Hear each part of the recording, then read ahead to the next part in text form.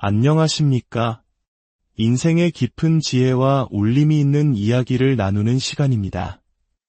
오늘 여러분과 함께 나눌 이야기에 앞서 저희 채널이 계속해서 좋은 이야기들을 전할 수 있도록 구독과 좋아요로 마음을 보태주시길 부탁드립니다. 여러분의 작은 응원이 저희에게는 큰 힘이 됩니다. 이야기를 들으시는 모든 분들의 삶에 평안이 가득하기를 기원하며 오늘의 사연을 시작하겠습니다. 한 사람의 인생을 송두리째 바꿔놓는 순간이 있습니다. 제게는 통장 잔고에 10억이라는 숫자가 찍혔던 바로 그 순간이었습니다. 저는 서울에 사는 60살의 평범한 남자입니다. 30년간 단 한 번도 직장을 옮기지 않고 한중소 제조업체에 제 모든 청춘을 바쳤습니다. 그리고 마침내 정년퇴직이라는 결승선에 도달했습니다. 퇴직금과 평생을 아끼고 모아온 노후자금을 합치니 제 손에 10억 원이라는 평생 만져본 적 없는 거금이 쥐어졌습니다. 그 돈을 확인하던 순간 심장이 터질 것처럼 세차게 뛰었습니다. 아, 이제야말로 진짜 내 인생을 살 수 있겠구나. 입가에는 저도 모르게 미소가 번졌습니다. 회사라는 굳건한 울타리이자 동시에 굴레였던 그곳을 벗어나 오롯이 나를 위한 자유롭고 여유로운 시간. 저는 앞으로 펼쳐질 행복한 날들만을 꿈꿨습니다. 하지만 그 모든 설렘과 희망은 불과 3년 전의 일이 되어버렸습니다. 지금 이 자리에 앉아 제 이야기를 들려드리는 이 순간, 그때의 벅찬 감정이 떠오를 때마다 깊은 한숨이 새어나옵니다. 10억 원이라는 돈, 그리고 퇴직이라는 새로운 시작이 저를 천국이 아닌 지옥으로 끌고 갈 줄은 정말 꿈에도 상상하지 못했습니다. 이야기는 때로는 길고, 때로는 아프고, 또 때로는 가슴 시리게 따뜻한 순간들로 가득 차 있습니다. 따뜻한 차 한 잔 곁에 두시고 편안한 마음으로 제 3년간의 여정에 귀 기울여 주시길 바랍니다. 단 하나도 숨기지 않고 제 모든 것을 솔직하게 털어놓겠습니다. 퇴직 전 저는 생산관리팀 팀장이었습니다. 대한민국 산업역군이라는 말이 어울리는 세대였을까요? 지난 30년 동안 주말도 명절도 반납한 채 회사의 모든 것을 바쳤습니다. 새벽 5시 30분 길을 찢는 알람 소리에 억지로 눈을 뜨고 허겁지겁 회사로 달려가 밤늦게 파김치가 되어 돌아오는 삶의 연속이었습니다. 소파에 쓰러지듯 잠드는 것이 일상이었죠. 가족은 늘 뒷전이었습니다. 아내와 두 아이에게 저는 늘 미안한 남편이자 아빠였습니다. 아이들 학교 행사나 졸업식에 가본 기억은 손에 꼽을 정도이고 아내의 생일이나 결혼기념일조차 회사 일정에 밀려 잊어버리기 일쑤였습니다. 그래도 저는 굳게 믿었습니다. 이렇게 뼈 빠지게 일하면 언젠가는 반드시 보상이 따를 것이라고. 그 보상이 바로 퇴직금과 노후자금을 합친 10억 원이었습니다. 퇴직하던 날 마지막으로 회사 문을 닫고 나오는데 눈물이 핑 돌았습니다. 30년간의 고된 삶이 끝났다는 안도감, 그리고 이제부터는 내 시간을 온전히 가질 수 있다는 기대감이 뒤섞인 뜨거운 눈물이었습니다. 집에 돌아와 아내와 마주 앉아 말했습니다. 여보, 이제 우리 진짜 잘 살아봅시다. 그동안 당신 고생 많았으니까 이제부터는 즐기면서 삽시다. 아내는 말없이 미소 지으며 고개를 끄덕였습니다. 그 순간 세상 모든 것이 완벽하게 느껴졌습니다. 앞으로 펼쳐질 제2의 인생이 마치 한 편의 아름다운 영화처럼 빛날 것이라 믿어 의심치 않았습니다. 퇴직 후 첫 3개월은 정말 꿈만 같았습니다.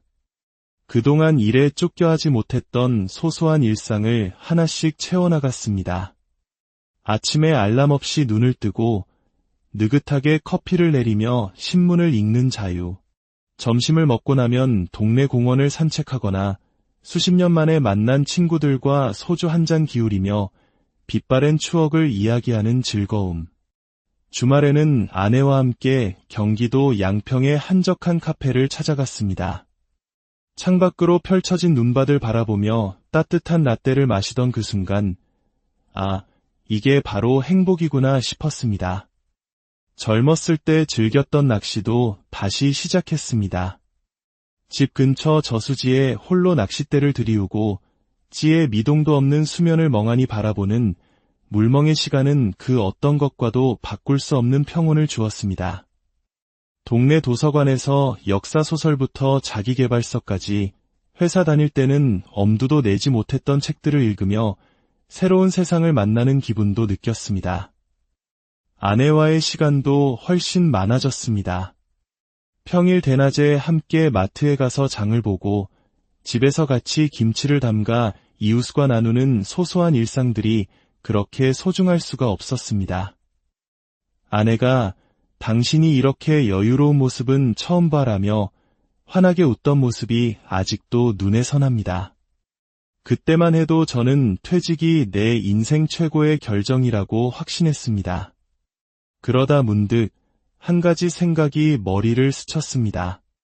10억이라는 이 큰 돈을 그냥 은행에 넣어두고 이자만 받아쓰기에는 너무 아깝지 않은가?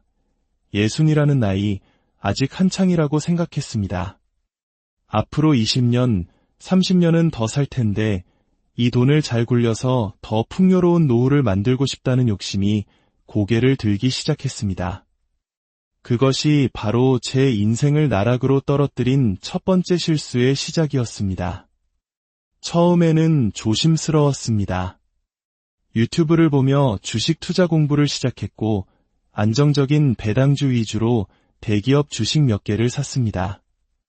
1천만 원으로 시작했는데 주가가 조금씩 오르는 것을 보니 가슴이 두근거렸습니다. 이거 생각보다 쉽잖아 하는 근거 없는 자신감이 생겼습니다. 저는 점점 더 큰 돈을 투자하기 시작했습니다. 2천만 원, 3천만 원, 그러다 5천만 원까지. 그래도 아직 제 전체 자산의 10%도 안 되는 수준이었기에 크게 위험하다고 생각하지 않았습니다. 그렇게 주식에 단맛에 빠져들던 중 동네에서 우연히 만난 옛 직장 동료가 제게 솔깃한 제안을 했습니다. 형님, 요즘 프랜차이즈 카페 창업이 대세예요. 젊은 애들 사이에서 아주 핫한 브랜드가 있는데 목 좋은 데다 하나 차리면 월 500만 원은 거뜬히 법니다. 그 말에 귀가 번쩍 뜨였습니다. 30년간 제조업에서 쌓은 운영 노하우가 있으니 카페 하나쯤 운영하는 건 어렵지 않을 것이라 자만했습니다. 게다가 아내마저 당신이 뭔가 열정적으로 하는 모습을 보니 나도 좋다며 응원해 주었습니다. 저는 큰 결심을 하고 3억 원을 투자해 서울 근교 역세권에 카페를 열었습니다. 유동인구도 많아 보였고 인테리어도 최신 유행에 맞춰 세련되게 꾸몄습니다. 오픈 첫날 손님들이 길게 줄을 서서 커피를 사가는 모습을 보며 가슴이 벅차올랐습니다. 이거 대박 나겠는데 하는 생각에 웃음이 멈추지 않았습니다. 하지만 그 기쁨은 오래가지 않았습니다. 석 달이 지나자 냉혹한 현실이 보이기 시작했습니다.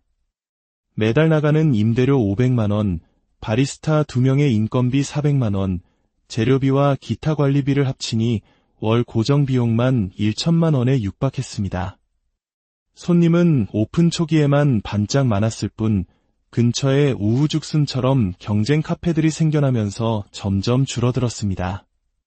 매출은 기껏해야 700에서 800만 원 수준으로 매달 적자가 쌓였습니다. 무엇보다 저는 카페 운영 경험이 전무했습니다. 직원 관리, 마케팅, 신메뉴 개발, 모든 것이 낯설고 어려웠습니다. 갑자기 직원이 그만두는 일도 있었고 온라인에는 커피 맛이 별로다, 서비스가 느리다 같은 부정적인 리뷰가 쌓여갔습니다. 밤늦게까지 카페에 남아 재고를 정리하고 다음 날을 준비하다 보면 퇴직 전 회사 생활보다 더 피곤했습니다. 6개월째 되던 날 통장 잔고를 확인하다가 가슴이 철렁 내려앉았습니다. 초기 투자금 3억 원 중 2억 원이 이미 사라졌고 적자는 계속 불어나고 있었습니다. 아내에게 솔직히 털어놓았습니다. 여보, 카페가 생각보다 잘 안 돼. 조금만 더 버텨보면 나아지지 않을까. 하지만 아내의 표정은 싸늘하게 굳어 있었습니다. 당신, 이렇게 될 줄 알았으면 왜 시작했어요? 그 돈이 어떤 돈인데?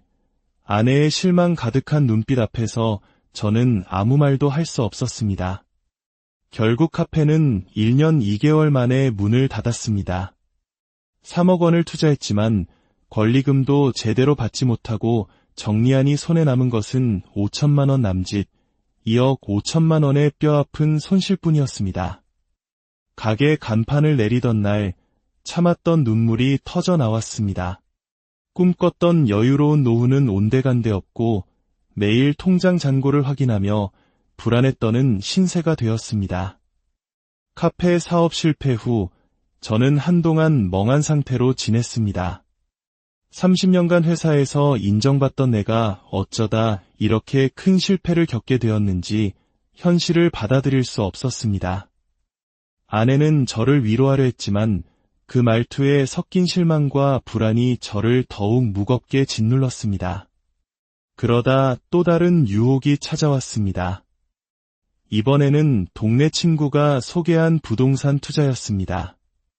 지금 지방에 개발 호재가 있는 땅이 있는데 지금 사두면 2년 안에 2배로 뛴다더라. 카페 사업으로 잃은 돈을 만회하고 싶다는 조급한 마음에 저는 또다시 귀가 솔깃해졌습니다. 이번에는 신중하자는 다짐과 함께 2억 원을 투자해 지방의 작은 상가 건물을 샀습니다.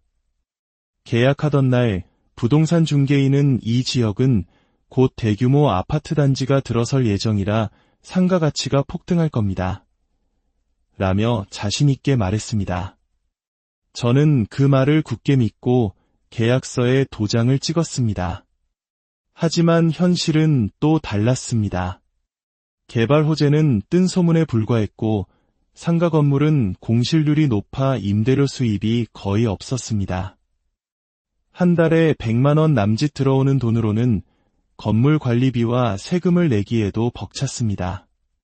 그나마 있던 세입자들마저 계약 기간이 끝나자 하나둘 떠나갔습니다. 1년 반이 지나 건물을 팔려고 내놨지만 사겠다는 사람은 나타나지 않았습니다. 결국 원래 투자금의 절반 가격에 겨우 처분했고 또다시 1억 원에 가까운 손실을 봤습니다. 통장을 확인했을 때 처음 10억 원이었던 자산은 4억 원 남짓으로 줄어 있었습니다. 불과 2년 만에 6억 원을 허공에 날린 것입니다. 다리에 힘이 풀려 주저앉고 말았습니다. 돈을 잃은 것보다 더 고통스러운 것은 가족과의 관계가 무너져 내리는 것이었습니다. 아내는 말이 없어졌고 저와 눈도 마주치려 하지 않았습니다. 큰아들은 전화로 아빠, 왜 그렇게 무리한 투자를 하셨어요? 그 돈이면 저희 집 살 때 보태주실 수도 있었잖아요. 라며 한숨을 쉬었습니다. 둘째 딸은 아빠한테 솔직히 너무 실망했어요. 그 돈이면 우리 가족이 훨씬 더 행복할 수 있었을 텐데요. 라는 문자를 보내고는 몇 달간 연락을 끊었습니다. 한때 웃음소리가 가득했던 집안은 얼음장처럼 차가워졌습니다. 저는 매일 밤 잠을 이루지 못하고 차라리 퇴직하지 말았어야 했다는 후회에 몸부림쳤습니다. 30년간 가족을 위해 헌신했던 가장에서 이제는 가족에게조차 신뢰를 잃은 무능한 가장이 된 기분이었습니다. 그러던 어느 날 아내가 저를 조용히 불러 앉혔습니다. 여보, 우리 이제라도 정신 차리고 살아야 해요. 남은 돈이라도 잘 지켜야죠. 그리고 우리 다시 예전처럼 서로 의지하면서 살아봐요. 아내의 눈에는 눈물이 고여 있었습니다. 그 순간 저는 깨달았습니다. 제가 잃은 것은 돈만이 아니었습니다. 돈을 좇는 과정에서 저는 세상에서 가장 소중한 가족을 잃어가고 있었습니다. 그날 이후 저는 모든 투자를 멈췄습니다. 남은 4억 원은 안전한 예금으로 묶어두고 더 이상 헛된 욕심을 내지 않겠다고 다짐했습니다. 대신 제 삶의 목표를 새로 세웠습니다. 돈을 버는 목표가 아니라 가족과 함께 행복을 되찾는 목표였습니다. 먼저 아내와 함께하는 시간을 늘렸습니다. 아내가 좋아하는 언해를 함께 시작했습니다. 베란다에 작은 화분들을 놓고 매일 아침 함께 물을 주며 소소한 대화를 나눴습니다. 처음에는 어색했지만 아내의 얼굴에 점차 미소가 돌아오면서 우리 사이에도 따뜻한 온기가 돌기 시작했습니다.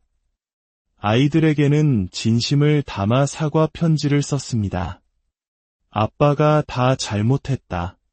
너희에게 실망만 안겨줘서 정말 미안하다.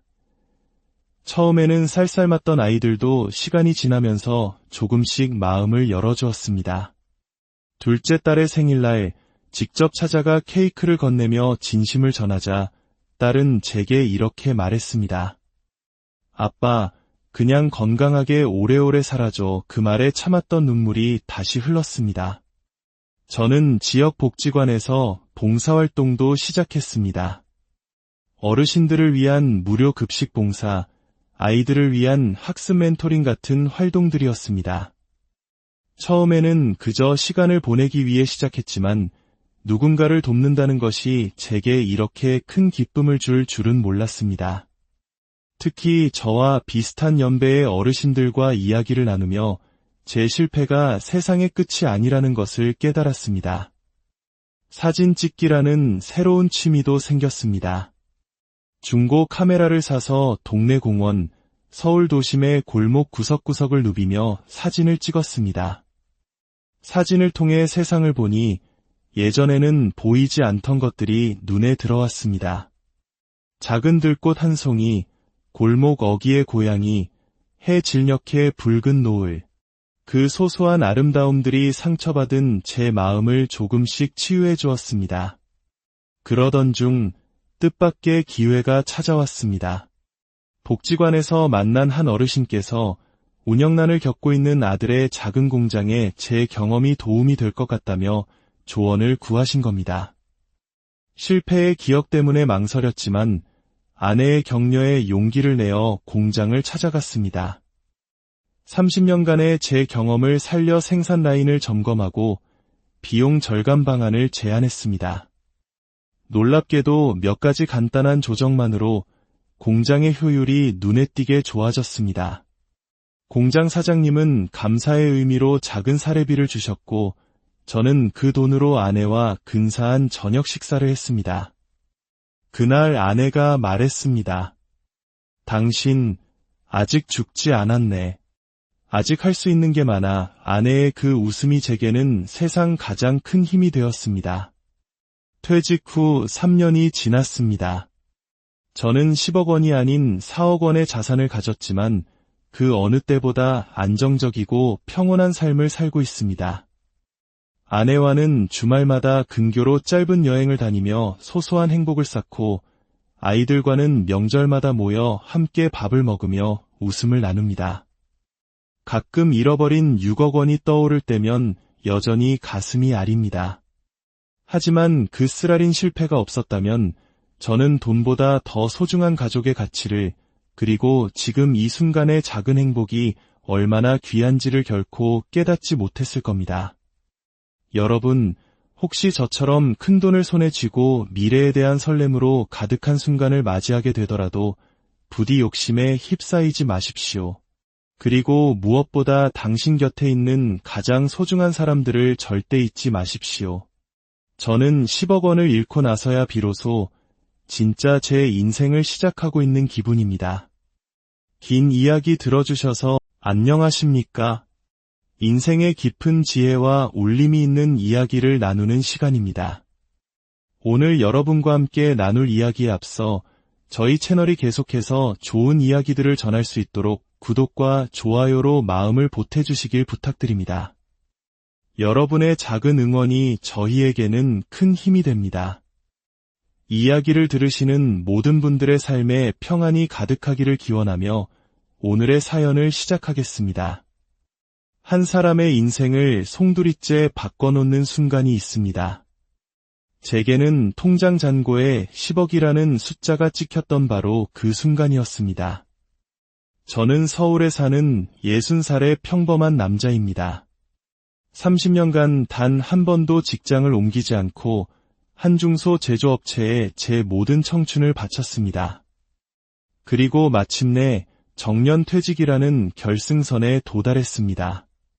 퇴직금과 평생을 아끼고 모아온 노후자금을 합치니 제 손에 10억 원이라는 평생 만져본 적 없는 거금이 쥐어졌습니다. 그 돈을 확인하던 순간 심장이 터질 것처럼 세차게 뛰었습니다. 아, 이제야말로 진짜 내 인생을 살 수 있겠구나. 입가에는 저도 모르게 미소가 번졌습니다.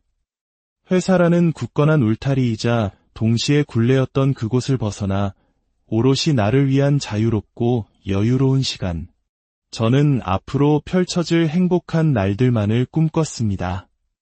하지만 그 모든 설렘과 희망은 불과 3년 전의 일이 되어버렸습니다. 지금 이 자리에 앉아 제 이야기를 들려드리는 이 순간, 그때의 벅찬 감정이 떠오를 때마다 깊은 한숨이 새어나옵니다. 10억 원이라는 돈, 그리고 퇴직이라는 새로운 시작이 저를 천국이 아닌 지옥으로 끌고 갈 줄은 정말 꿈에도 상상하지 못했습니다.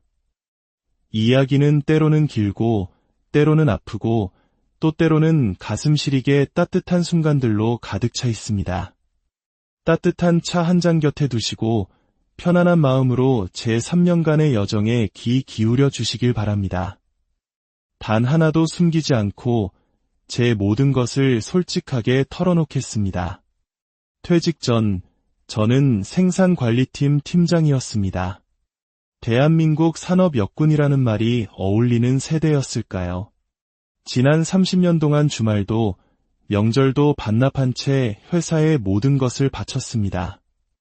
새벽 5시 30분 길을 찢는 알람 소리에 억지로 눈을 뜨고 허겁지겁 회사로 달려가 밤늦게 파김치가 되어 돌아오는 삶의 연속이었습니다. 소파에 쓰러지듯 잠드는 것이 일상이었죠. 가족은 늘 뒷전이었습니다. 아내와 두 아이에게 저는 늘 미안한 남편이자 아빠였습니다. 아이들 학교 행사나 졸업식에 가본 기억은 손에 꼽을 정도이고 아내의 생일이나 결혼기념일조차 회사 일정에 밀려 잊어버리기 일쑤였습니다. 그래도 저는 굳게 믿었습니다. 이렇게 뼈 빠지게 일하면 언젠가는 반드시 보상이 따를 것이라고. 그 보상이 바로 퇴직금과 노후자금을 합친 10억 원이었습니다. 퇴직하던 날 마지막으로 회사 문을 닫고 나오는데 눈물이 핑 돌았습니다. 30년간의 고된 삶이 끝났다는 안도감, 그리고 이제부터는 내 시간을 온전히 가질 수 있다는 기대감이 뒤섞인 뜨거운 눈물이었습니다. 집에 돌아와 아내와 마주 앉아 말했습니다. 여보, 이제 우리 진짜 잘 살아봅시다. 그동안 당신 고생 많았으니까 이제부터는 즐기면서 삽시다. 아내는 말없이 미소 지으며 고개를 끄덕였습니다.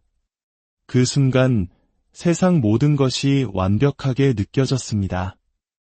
앞으로 펼쳐질 제2의 인생이 마치 한 편의 아름다운 영화처럼 빛날 것이라 믿어 의심치 않았습니다. 퇴직 후 첫 3개월은 정말 꿈만 같았습니다. 그동안 일에 쫓겨하지 못했던 소소한 일상을 하나씩 채워나갔습니다. 아침에 알람 없이 눈을 뜨고 느긋하게 커피를 내리며 신문을 읽는 자유. 점심을 먹고 나면 동네 공원을 산책하거나 수십 년 만에 만난 친구들과 소주 한 잔 기울이며 빛바랜 추억을 이야기하는 즐거움. 주말에는 아내와 함께 경기도 양평의 한적한 카페를 찾아갔습니다. 창밖으로 펼쳐진 눈밭을 바라보며 따뜻한 라떼를 마시던 그 순간, 아, 이게 바로 행복이구나 싶었습니다. 젊었을 때 즐겼던 낚시도 다시 시작했습니다. 집 근처 저수지에 홀로 낚싯대를 들이우고 찌에 미동도 없는 수면을 멍하니 바라보는 물멍의 시간은 그 어떤 것과도 바꿀 수 없는 평온을 주었습니다. 동네 도서관에서 역사소설부터 자기계발서까지 회사 다닐 때는 엄두도 내지 못했던 책들을 읽으며 새로운 세상을 만나는 기분도 느꼈습니다. 아내와의 시간도 훨씬 많아졌습니다. 평일 대낮에 함께 마트에 가서 장을 보고 집에서 같이 김치를 담가 이웃과 나누는 소소한 일상들이 그렇게 소중할 수가 없었습니다. 아내가 당신이 이렇게 여유로운 모습은 처음 봐라며 환하게 웃던 모습이 아직도 눈에 선합니다. 그때만 해도 저는 퇴직이 내 인생 최고의 결정이라고 확신했습니다. 그러다 문득 한 가지 생각이 머리를 스쳤습니다. 10억이라는 이 큰 돈을 그냥 은행에 넣어두고 이자만 받아쓰기에는 너무 아깝지 않은가? 60이라는 나이, 아직 한창이라고 생각했습니다. 앞으로 20년, 30년은 더 살 텐데 이 돈을 잘 굴려서 더 풍요로운 노후를 만들고 싶다는 욕심이 고개를 들기 시작했습니다. 그것이 바로 제 인생을 나락으로 떨어뜨린 첫 번째 실수의 시작이었습니다. 처음에는 조심스러웠습니다. 유튜브를 보며 주식 투자 공부를 시작했고 안정적인 배당주 위주로 대기업 주식 몇 개를 샀습니다. 1천만 원으로 시작했는데 주가가 조금씩 오르는 것을 보니 가슴이 두근거렸습니다. 이거 생각보다 쉽잖아 하는 근거 없는 자신감이 생겼습니다. 저는 점점 더 큰 돈을 투자하기 시작했습니다. 2천만 원, 3천만 원, 그러다 5천만 원까지. 그래도 아직 제 전체 자산의 10%도 안 되는 수준이었기에 크게 위험하다고 생각하지 않았습니다. 그렇게 주식에 단맛에 빠져들던 중 동네에서 우연히 만난 옛 직장 동료가 제게 솔깃한 제안을 했습니다. 형님, 요즘 프랜차이즈 카페 창업이 대세예요. 젊은 애들 사이에서 아주 핫한 브랜드가 있는데 목 좋은 데다 하나 차리면 월 500만 원은 거뜬히 법니다. 그 말에 귀가 번쩍 뜨였습니다. 30년간 제조업에서 쌓은 운영 노하우가 있으니 카페 하나쯤 운영하는 건 어렵지 않을 것이라 자만했습니다. 게다가 아내마저 당신이 뭔가 열정적으로 하는 모습을 보니 나도 좋다며 응원해 주었습니다. 저는 큰 결심을 하고 3억 원을 투자해 서울 근교 역세권에 카페를 열었습니다. 유동인구도 많아 보였고 인테리어도 최신 유행에 맞춰 세련되게 꾸몄습니다. 오픈 첫날 손님들이 길게 줄을 서서 커피를 사가는 모습을 보며 가슴이 벅차올랐습니다. 이거 대박 나겠는데 하는 생각에 웃음이 멈추지 않았습니다. 하지만 그 기쁨은 오래가지 않았습니다. 석 달이 지나자 냉혹한 현실이 보이기 시작했습니다. 매달 나가는 임대료 500만 원, 바리스타 2명의 인건비 400만 원, 재료비와 기타 관리비를 합치니 월 고정 비용만 1천만 원에 육박했습니다. 손님은 오픈 초기에만 반짝 많았을 뿐 근처에 우후죽순처럼 경쟁 카페들이 생겨나면서 점점 줄어들었습니다. 매출은 기껏해야 700에서 800만 원 수준으로 매달 적자가 쌓였습니다. 무엇보다 저는 카페 운영 경험이 전무했습니다. 직원 관리, 마케팅, 신메뉴 개발, 모든 것이 낯설고 어려웠습니다. 갑자기 직원이 그만두는 일도 있었고 온라인에는 커피 맛이 별로다, 서비스가 느리다 같은 부정적인 리뷰가 쌓여갔습니다. 밤늦게까지 카페에 남아 재고를 정리하고 다음 날을 준비하다 보면 퇴직 전 회사 생활보다 더 피곤했습니다. 6개월째 되던 날 통장 잔고를 확인하다가 가슴이 철렁 내려앉았습니다. 초기 투자금 3억 원 중 2억 원이 이미 사라졌고 적자는 계속 불어나고 있었습니다. 아내에게 솔직히 털어놓았습니다. 여보, 카페가 생각보다 잘 안 돼. 조금만 더 버텨보면 나아지지 않을까. 하지만 아내의 표정은 싸늘하게 굳어 있었습니다. 당신, 이렇게 될 줄 알았으면 왜 시작했어요? 그 돈이 어떤 돈인데, 아내의 실망 가득한 눈빛 앞에서 저는 아무 말도 할 수 없었습니다. 결국 카페는 1년 2개월 만에 문을 닫았습니다. 3억 원을 투자했지만 권리금도 제대로 받지 못하고 정리하니 손에 남은 것은 5천만 원 남짓, 2억 5천만 원의 뼈아픈 손실뿐이었습니다. 가게 간판을 내리던 날 참았던 눈물이 터져 나왔습니다. 꿈꿨던 여유로운 노후는 온데간데 없고 매일 통장 잔고를 확인하며 불안에 떠는 신세가 되었습니다. 카페 사업 실패 후 저는 한동안 멍한 상태로 지냈습니다. 30년간 회사에서 인정받던 내가 어쩌다 이렇게 큰 실패를 겪게 되었는지 현실을 받아들일 수 없었습니다. 아내는 저를 위로하려 했지만 그 말투에 섞인 실망과 불안이 저를 더욱 무겁게 짓눌렀습니다. 그러다 또 다른 유혹이 찾아왔습니다. 이번에는 동네 친구가 소개한 부동산 투자였습니다. 지금 지방에 개발 호재가 있는 땅이 있는데 지금 사두면 2년 안에 2배로 뛴다더라. 카페 사업으로 잃은 돈을 만회하고 싶다는 조급한 마음에 저는 또다시 귀가 솔깃해졌습니다. 이번에는 신중하자는 다짐과 함께 2억 원을 투자해 지방의 작은 상가 건물을 샀습니다. 계약하던 날 부동산 중개인은 이 지역은 곧 대규모 아파트 단지가 들어설 예정이라 상가 가치가 폭등할 겁니다. 라며 자신 있게 말했습니다. 저는 그 말을 굳게 믿고 계약서에 도장을 찍었습니다. 하지만 현실은 또 달랐습니다. 개발 호재는 뜬 소문에 불과했고 상가 건물은 공실률이 높아 임대료 수입이 거의 없었습니다.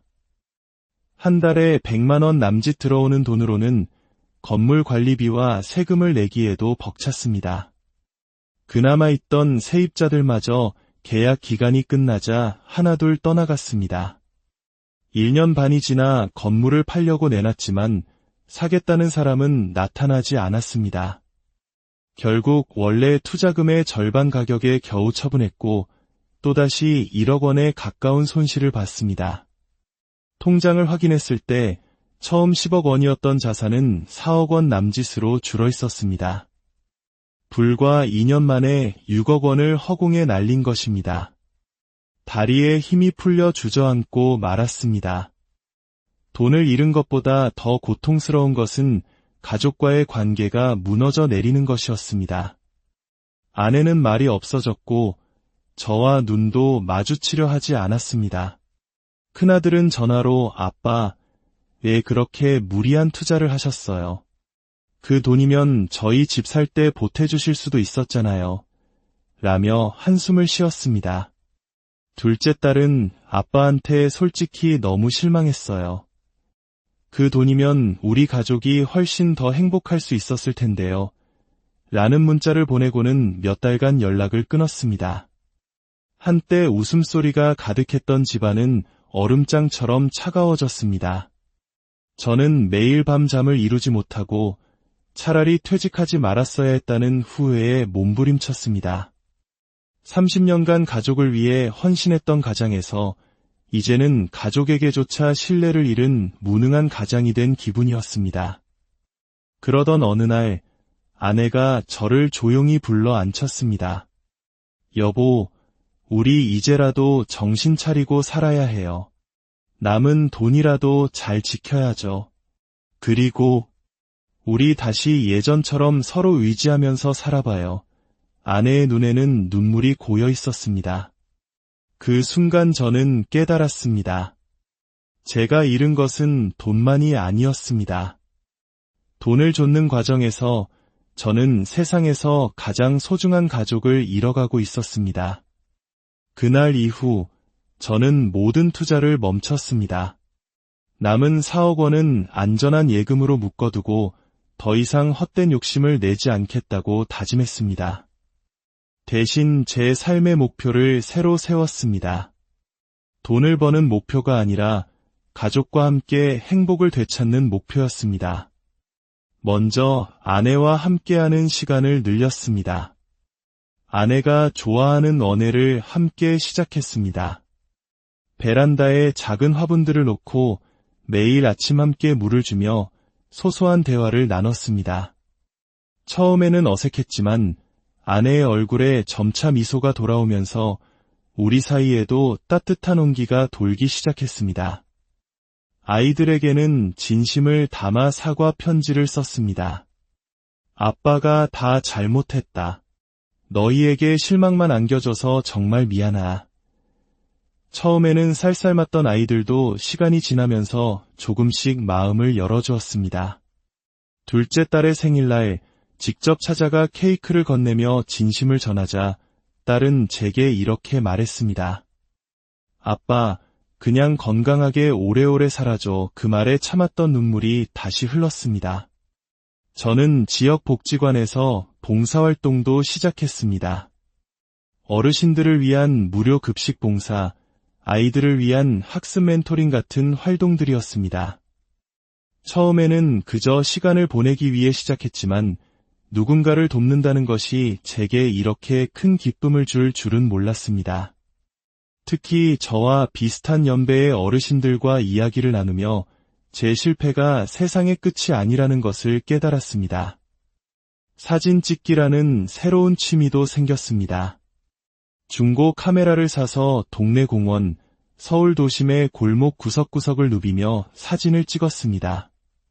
사진을 통해 세상을 보니 예전에는 보이지 않던 것들이 눈에 들어왔습니다. 작은 들꽃 한 송이, 골목 어귀의 고양이, 해 질녘의 붉은 노을. 그 소소한 아름다움들이 상처받은 제 마음을 조금씩 치유해 주었습니다. 그러던 중 뜻밖의 기회가 찾아왔습니다. 복지관에서 만난 한 어르신께서 운영난을 겪고 있는 아들의 작은 공장에 제 경험이 도움이 될 것 같다며 조언을 구하신 겁니다. 실패의 기억 때문에 망설였지만 아내의 격려에 용기를 내어 공장을 찾아갔습니다.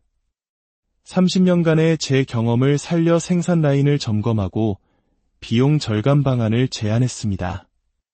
놀랍게도 몇 가지 간단한 조정만으로 공장의 효율이 눈에 띄게 좋아졌습니다.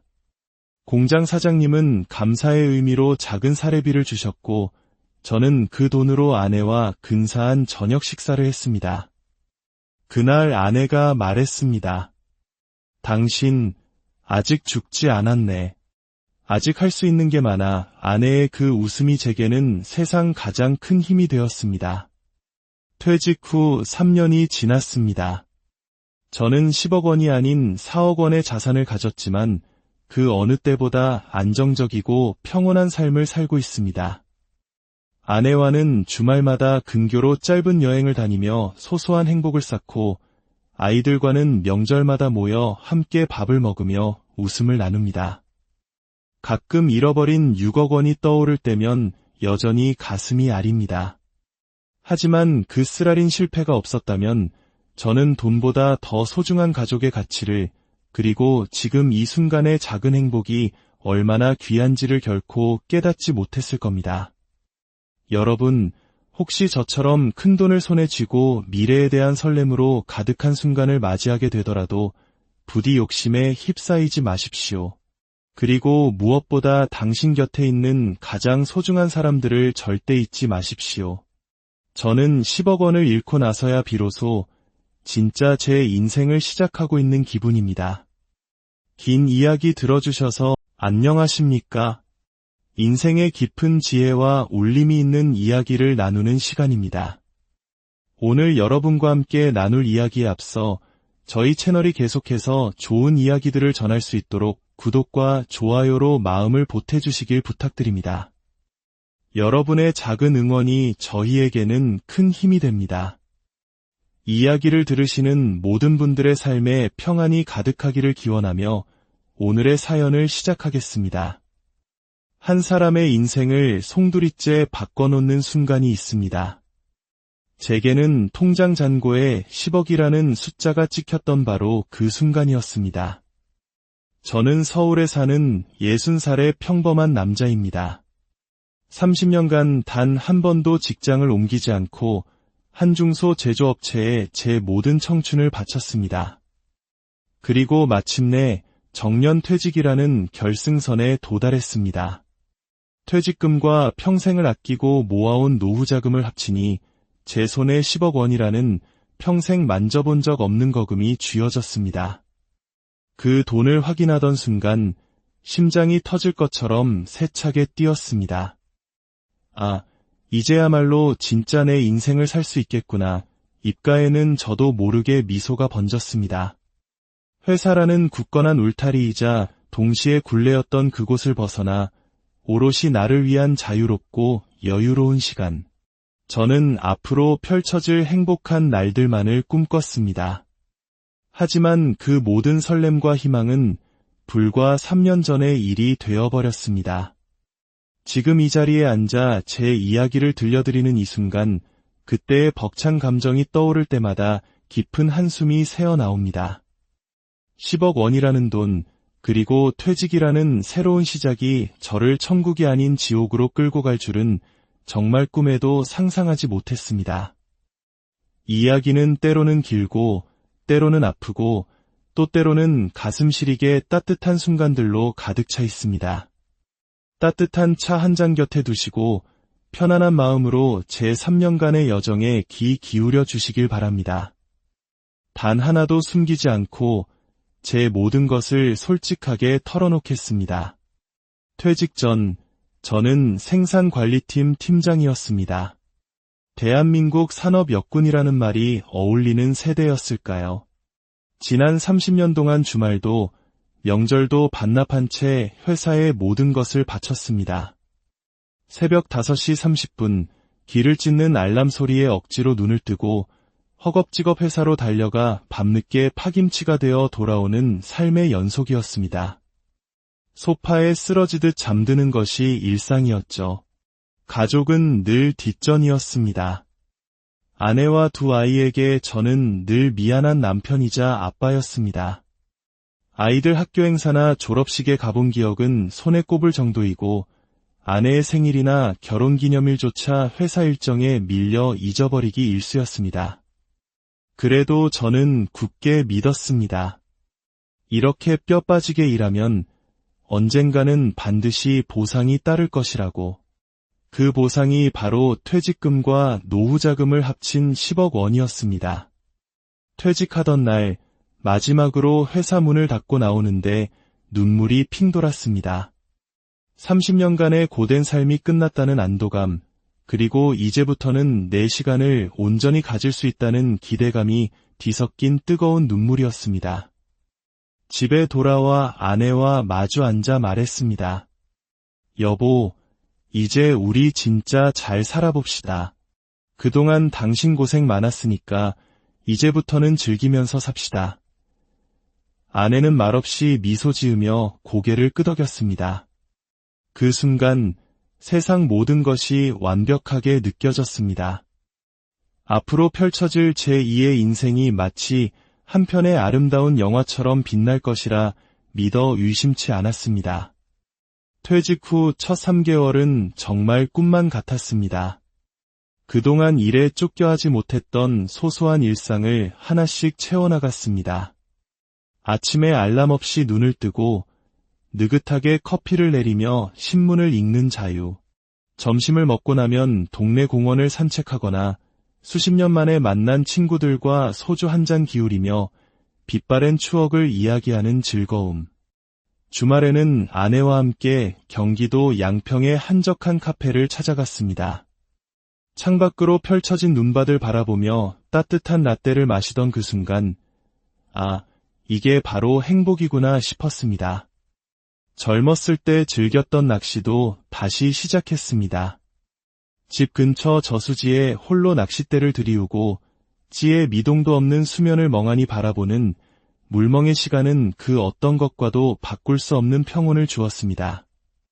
동네 도서관에서 역사소설부터 자기계발서까지 회사 다닐 때는 엄두도 내지 못했던 책들을 읽으며 새로운 세상을 만나는 기분도 느꼈습니다. 아내와의 시간도 훨씬 많아졌습니다. 평일 대낮에 함께 마트에 가서 장을 보고 집에서 같이 김치를 담가 이웃과 나누는 소소한 일상들이 그렇게 소중할 수가 없었습니다. 아내가 당신이 이렇게 여유로운 모습은 처음 봐라며 환하게 웃던 모습이 아직도 눈에 선합니다. 그때만 해도 저는 퇴직이 내 인생 최고의 결정이라고 확신했습니다. 그러다 문득 한 가지 생각이 머리를 스쳤습니다. 10억이라는 이 큰 돈을 그냥 은행에 넣어두고 이자만 받아쓰기에는 너무 아깝지 않은가? 60이라는 나이, 아직 한창이라고 생각했습니다. 앞으로 20년, 30년은 더 살 텐데 이 돈을 잘 굴려서 더 풍요로운 노후를 만들고 싶다는 욕심이 고개를 들기 시작했습니다.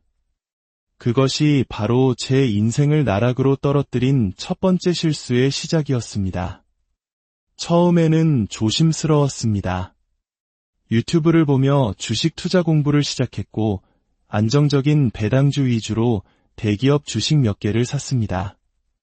1천만 원으로 시작했는데 주가가 조금씩 오르는 것을 보니 가슴이 두근거렸습니다. 이거 생각보다 쉽잖아 하는 근거 없는 자신감이 생겼습니다. 저는 점점 더 큰 돈을 투자하기 시작했습니다.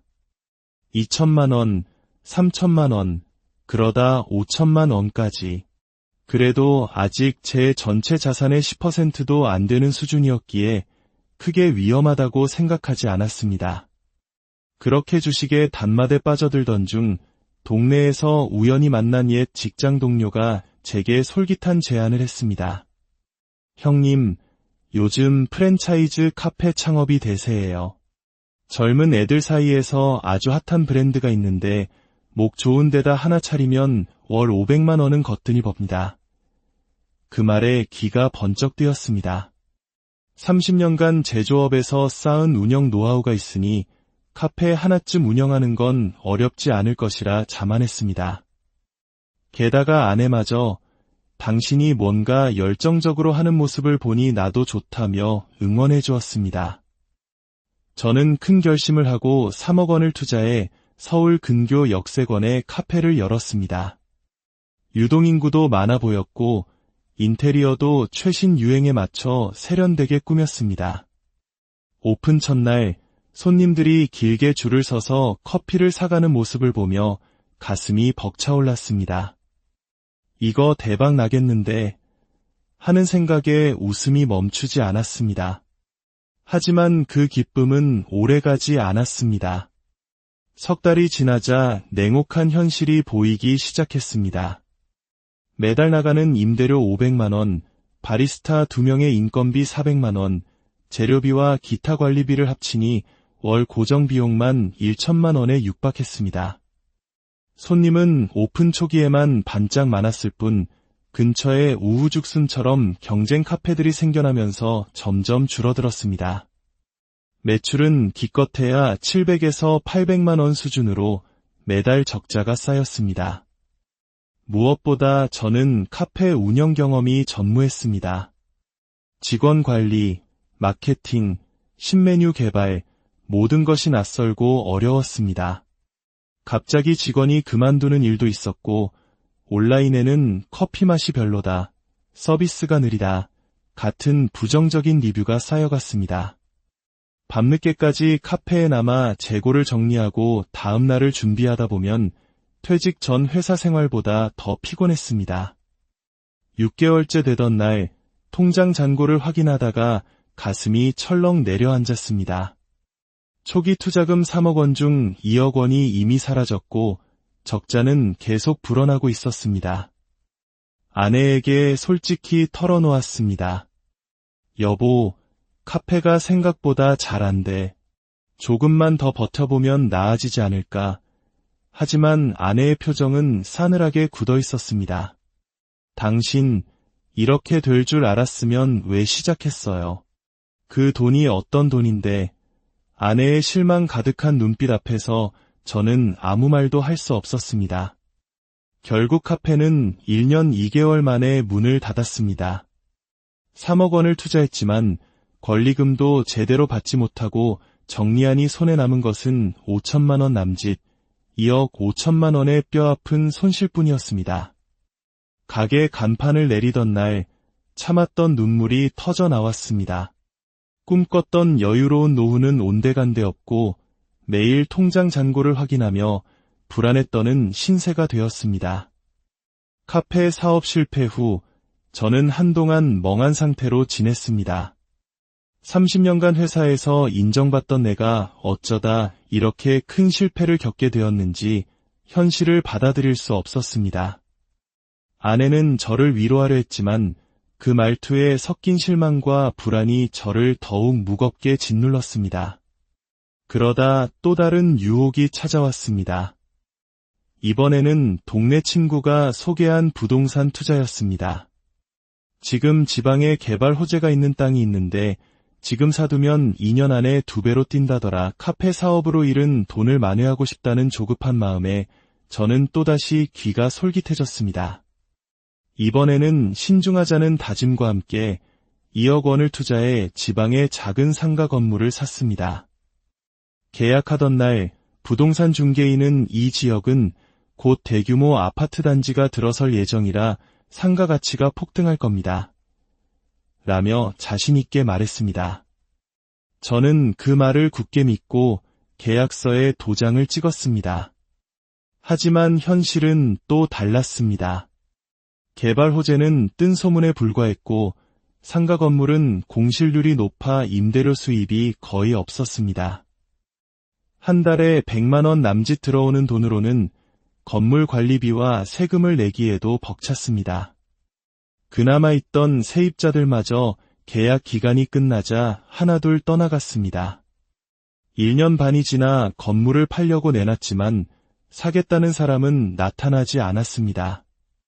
결국 원래 투자금의 절반 가격에 겨우 처분했고 또다시 1억 원에 가까운 손실을 봤습니다.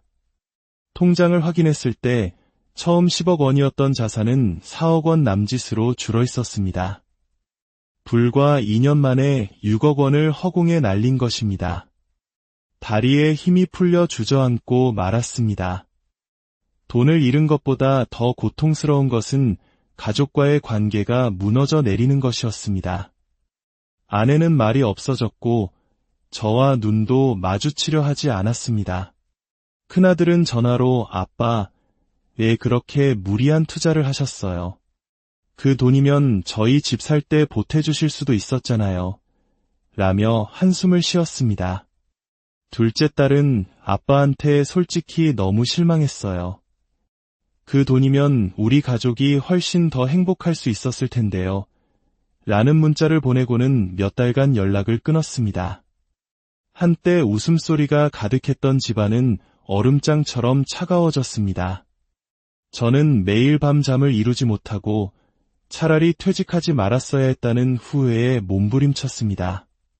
30년간 가족을 위해 헌신했던 가장에서 이제는 가족에게조차 신뢰를 잃은 무능한 가장이 된 기분이었습니다. 그러던 어느 날 아내가 저를 조용히 불러 앉혔습니다. 여보, 우리 이제라도 정신 차리고 살아야 해요. 남은 돈이라도 잘 지켜야죠. 그리고 우리 다시 예전처럼 서로 의지하면서 살아봐요. 아내의 눈에는 눈물이 고여 있었습니다. 그 순간 저는 깨달았습니다. 제가 잃은 것은 돈만이 아니었습니다. 돈을 좇는 과정에서 저는 세상에서 가장 소중한 가족을 잃어가고 있었습니다. 그날 이후 저는 모든 투자를 멈췄습니다. 남은 4억 원은 안전한 예금으로 묶어두고 더 이상 헛된 욕심을 내지 않겠다고 다짐했습니다. 대신 제 삶의 목표를 새로 세웠습니다. 돈을 버는 목표가 아니라 가족과 함께 행복을 되찾는 목표였습니다. 먼저 아내와 함께하는 시간을 늘렸습니다. 아내가 좋아하는 언해를 함께 시작했습니다. 베란다에 작은 화분들을 놓고 매일 아침 함께 물을 주며 소소한 대화를 나눴습니다. 처음에는 어색했지만 아내의 얼굴에 점차 미소가 돌아오면서 우리 사이에도 따뜻한 온기가 돌기 시작했습니다. 아이들에게는 진심을 담아 사과 편지를 썼습니다. 아빠가 다 잘못했다.